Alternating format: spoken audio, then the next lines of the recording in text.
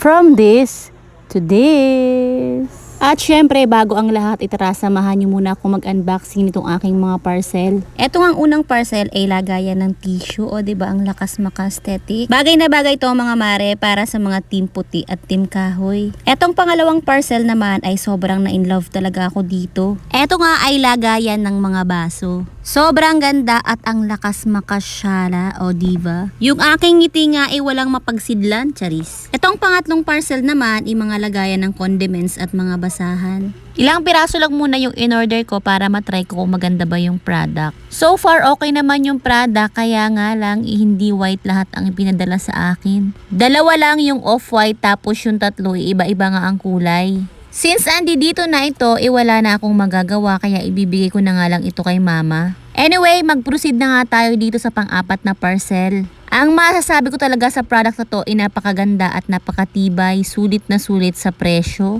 Mamaya nga at ipapa-assemble ko ito kay Daddy Junel. At eto na nga yung pinaka-last. Nako mga mare, ako lang ba yung nawiwili ng ka-order ng gamit sa bahay? Charis. Wala naman sigurong masama ang bumili ng gamit sa bahay. Basta i-make sure lang natin mga mare na pasok sa ating budget. Anyway, ito na nga pala yung laman ng aking panglimang parcel. O diba ang ganda ng thermos? Hindi siya kalakihan pero super ganda at ang cute. Pagkatapos kong mag-unboxing, eto nga at pina-assemble ko na agad kay Daddy Junel itong rack. Sa mga oras na yan mga mare, 11 PM na nga. Tinataon ko kasi talaga natulog ang baby Santi kapag ako nag-unboxing. Nang sa ganon matapos ako ng matiwasay. Saglit lang din naman at na-assemble agad ng Daddy Junel dahil may mga nakaredy na rin itong butas. Kaya very easy. At eto na pala ang aking mga bagong babies. O diba ang gaganda? Eto nga palang mga basahan mga mare, 5 pesos nga lang ang bawat isa. Matagal ko na nga itong ginagamit dahil sobrang absorbent nga nito. After kong mag-unboxing, hinugasan ko na rin agad ang mga ito nang maiayos ko na nga dito. Diyos ko, dahil sa sobrang excited ko, alas 12 na nga ng hating gabi sa mga oras na yan. Kagaya nga ng paulit-ulit kong sinasabi, isa nga to sa mga bagay na nagpapasaya sa akin, charis. Nilagay ko na rin pala yung mga condiments sa bawat bottle. Ang next ko ang orderin yung label para sa mga condiments. Paunti-unti i-makeover ko rin talaga itong aming kusina. Paunti-unti lang mga mare at magastos. Anyway, after 10 years eto at natapos na nga akong mag-ayos. Eto ang lagayan ng mga gatas ng bata, ibala ko ring palitan. Anyway mga mare, kung bet nyo rin itong lagayan ng baso, dapat tuyo yung baso para hindi kalawangin agad yung metal. Ilalagay ko na lang pala lahat sa comment section yung mga link kung meron kayong napupusuan. Eto nga palang tissue holder, inilagay ko na lang sa ibabaw ng ref. O siya, yun lang muna. See you sa next video. Thank you. Bye. Good night.